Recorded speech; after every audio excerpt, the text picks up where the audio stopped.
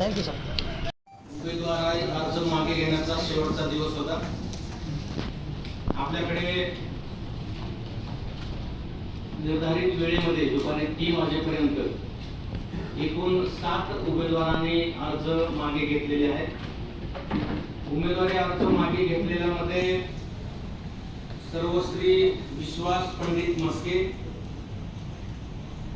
किरण सखाराम बर्डे, खान एजाज अहमद, गोरखनाथ राजपूत राठौड़,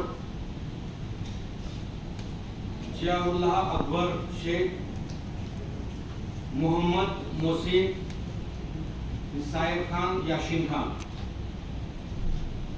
अशा 7 उमेदवारांनी आपली उमेदवारी मागे घेतलेली आहे.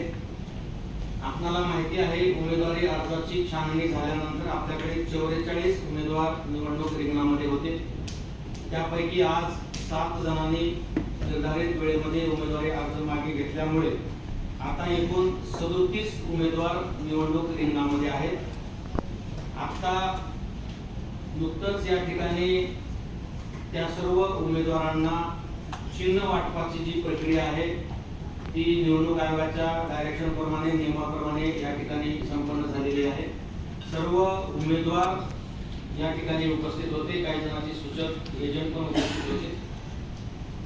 त्यामध्ये जे राष्ट्रीय पक्ष आहेत, स्टेट पक्ष आहेत, पार्टी आहेत, मान्यता प्राप्त नोंदणी ज्यांचा एबी फॉर्म आहे आणि फॉर्म मंजूर झालेला आहे अशांसाठी त्यांना राखीव केलेले निवडणूक चिन्ह देण्यात आले.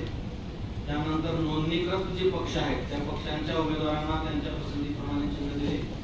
काही पसंती क्रमांकामध्ये एका उमेदवाराने समान चिन्ह मागितलेले होते पहिल्या पसंती क्रमांकावर. त्यामुळे निवडणूक आयोगाच्या डायरेक्शन प्रमाणे लॉट काढून काही उमेदवारांना जे फ्री सिंबल आहे त्यातलं चिन्ह या ठिकाणी दिलेलं आहे. उमेदवार त्यांना मिळालेलं चिन्ह याची यादी अंतिम टाईप करण्याचं काम सुरू आहे. ते थोड्या वेळामध्ये आपल्याला दिली जाईल. तर छाननीचा म्हणजे एकंदरीत हा जो पहिला टप्पा होता उमेदवारी अर्जाचं स्वीकृती, उमेदवारी अर्जाची छाननी, उमेदवारी अर्जाची माघारी घेणे आणि माघारी घेतल्यानंतर राहिलेल्या कंटेस्टिंग कॅन्डिडेटला जे निवडणूक रिंगणात आहेत त्या उमेदवारांना चिन्ह वाटप करण्याचा हा पहिला टप्पा आज या ठिकाणी संपन्न झालेला आहे. सर किती ईव्हीएम लागणार आहे त्याला? म्हणजे जसं एका 3 बॅलेट युनिट लागणार आहेत. आणि एकूण संख्या कशाची? बॅलेट युनिटची एकूण संख्या पूर्ण मतदारसंघामध्ये नाही, आता आपल्याकडे 2040 मतदान केंद्र आहेत. 1 लागला असतं तर 2040 लागणार होते. आता आपल्याला 7344 राखीव त्याच्यामध्ये आपण काही ठेवतो त्या पद्धतीनं आपल्याला ते लागणार आहे. बॅलेट युनिटची संख्या वाढेल, कंट्रोल युनिट एकच लागणार आहे आणि व्हीव्हीपॅट पण एकच लागणार आहे. असं काही झालं का की एखादा उमेदवार माघार घेण्यासाठी आला होता परंतु वेळ संपली आणि त्याला परत जावं लागलं? नाही, असं काही झालेलं नाहीये. मुळातच खूप कमी उमेदवारी अर्ज मागे आलेले आहेत. त्यामुळं असं कटाकटी टाइमवर कोणी आलंय आणि विशेष म्हणजे आम्ही प्रत्येक उमेदवाराकडून हे बदलून घेतलेलं आहे की मी स्वतः होऊन स्वयंस्फूर्तपणे उमेदवारी अर्ज मागे घेतोय. मला कोणीही दबाव टाकला नाही किंवा कोणी मला जबरदस्ती केलेलं नाही असं प्रत्येकाकडून आम्ही घोषित करून त्यांचं सिग्नेचर त्यावर घेतलेलं आहे. जेणेकरून कुठल्याही उमेदवारांना कुठलाही त्रास त्याच्यामध्ये होणार नाही, झाला नाही याची पण आम्ही खबरदारी घेतलेली आहे. आणि 2:45लाच शेवटचा उमेदवार जो विड्रॉ घेतला तो 2:45ला आला होता. त्यानंतर कोणी आलेलं नाही. हे 7 उमेदवार ज्यांनी माघार घेतली ते सर्व 7ही जण स्वतः आले होते की कोणी सूचक अनुमोदक पाठवले होते? नाही, स्वतःच आलेले होते. आम्ही बाहेर लक्ष ठेवून होतो. काही गर्दी वगैरे एखाद्या उमेदवारासोबत असेल तर आम्ही अगोदर सूचना देऊन ठेवलेली होती की आम्हाला असं कोणी जबरदस्ती घेऊन आलेलं आहे आणि त्यांना विड्रॉल करायला लावलेलं आहे असं बिलकुल झालेलं नाहीये. आणि उमेदवारांनी स्वतः सुद्धा हे मान्य केलेलं. समाधान हा फार महत्वाचा विषय आहे. आम्ही आता चिन्ह वाटताना सुद्धा मी प्रत्येकाला 2-2 वेळेस विचारलं. इव्हन पारदर्शकपणाचा मला एक चांगला अनुभव आज आला की आम्हाला जे ड्रॉ करायचं होतं आम्हाला लहान मुलं मिळत नव्हता. मग आम्ही ते बरणीमध्ये चिठ्ठ्या टाकल्या आणि मग मी डोळे झाकून जेव्हा चिठ्ठ्या उघडल्या तेव्हा सगळ्यांनी उठून टाळ्या वाजवल्या. म्हणजे डोळे उघडे ठेवून सुद्धा चिठ्ठी काढलेली हे त्यांना स्वतःहून समाधान वाटतं. म्हणजे प्रत्येकाचं समाधान होणं आणि जे झाल्यानंतर सुद्धा प्रत्येकाला मी विचारलं कुणाची जर काही शंका असेल, मला काही नियम बघायचे असेल तर पुस्तकं आमच्या सोबत आहेत. आणि या ज्या पद्धतीनं आम्ही केलेलं आहे ते तंतोतंत पद्धतीनं आयोगाच्या सूचनेप्रमाणेच केलेलं आहे. कुणाची काही शंका ऑब्जेक्शन असेल तर सांगा, तर कुणाही ऑब्जेक्शन घेतलेलं नाही. उलट त्यांनी 2 ऑब्झर्व्हर सरांसमोर सुद्धा त्यांनी समाधान व्यक्त केलेलं आहे. ऑब्झर्व्हर सरांनी नंतर सर्व उमेदवारांशी वार्तालाप या ठिकाणी केलेला आहे.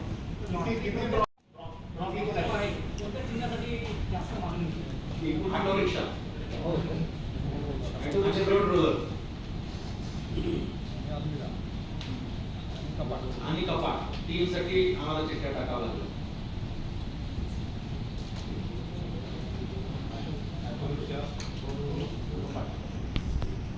धन्यवाद.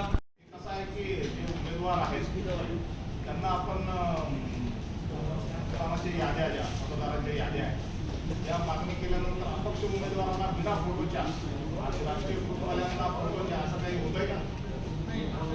मतदार यादी हां जी प्रिंट आहे हां ती राष्ट्रीय आणि राज्यस्तरीय मान्यताप्राप्त राजकीय पक्षांना मोफतमध्ये द्याव्यात अशा सूचना आहेत.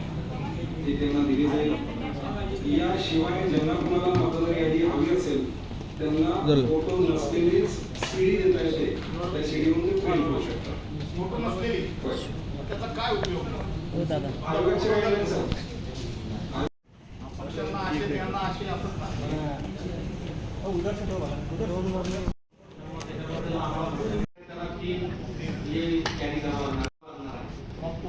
त्यामुळे बागपोलला एवढ्या सगळ्या उमेदवारांना मतदान देणं, पुन्हा त्याचं परत क्लिअर करणं, ती मशीन क्लिअर करताना परत तेवढ्या शिट्ट्या जेवढे कॅन्डिडेट आहेत तेवढ्या शिट्ट्या वाजणार, तेवढा वेळ थांबावा लागणार. म्हणजे निश्चितपणे त्याचा कालावधी आणि थोडी मेहनत वाढलेली आहे. परंतु आम्ही पूर्णपणे परिणाम म्हणजे वेळ आहे. इतक्या लोकांची नावं म्हणजे त्यांना एक जरी मत पडलं तरी 0 मत पडलं तरी आम्हाला ते नाव घोषित करावं लागणार आहे. त्यामुळं सर 1 मिनट में सर कितने लोग उम्मीदवार ने फॉर्म पीछे लिए सर? सार्वत्रिक इलेक्शन के प्रोसीजर में आज कैंडिडेचर विड्रॉल करने का आखिरी दिन था. जो टाइम प्रिस्क्राइब किया गया था 3 बजे तक, तो प्रिस्क्राइब टाइम में औरंगाबाद लोकसभा के करीबन 7 कैंडिडेट ने अपना विड्रॉल लिया है.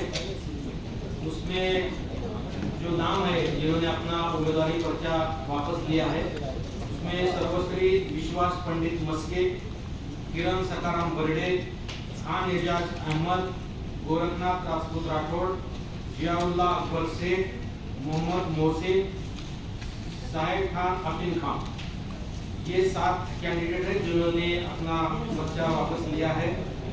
और जो कंटेस्टिंग कैंडिडेट थे छानने के बाद वो करीबन 44 कैंडिडेट मैदान में थे. उसमें से 7 कैंडिडेट ने आज अपना पर्चा वापस लिया है. तो अभी इलेक्शन के मैदान में जो कैंडिडेट बचे हैं वो करीब 37 कैंडिडेट हैं.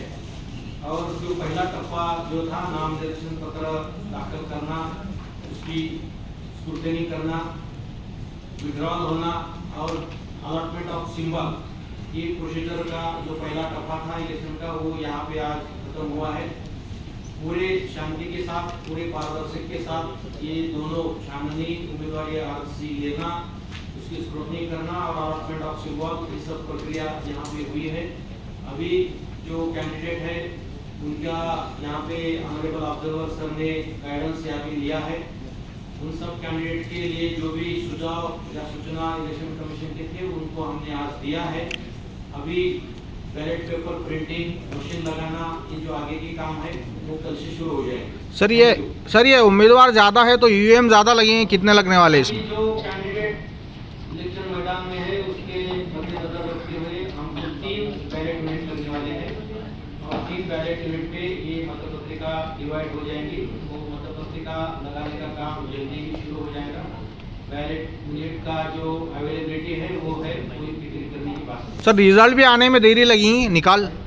अभी इतने सारे कैंडिडेट मैदान में है तो हर बार जो मॉक पोल है या मशीन लगाने का काम है या रिजल्ट के टाइम उतने सारे कैंडिडेट का नाम और उनके पोल जो फिगर है वो बाहर निकालने में वक्त तो लगेगा. इसका जो टाइम कंज्यूमर थोड़ा ज़्यादा हो जाएगा लेकिन कोई दिक्कत की बात नहीं.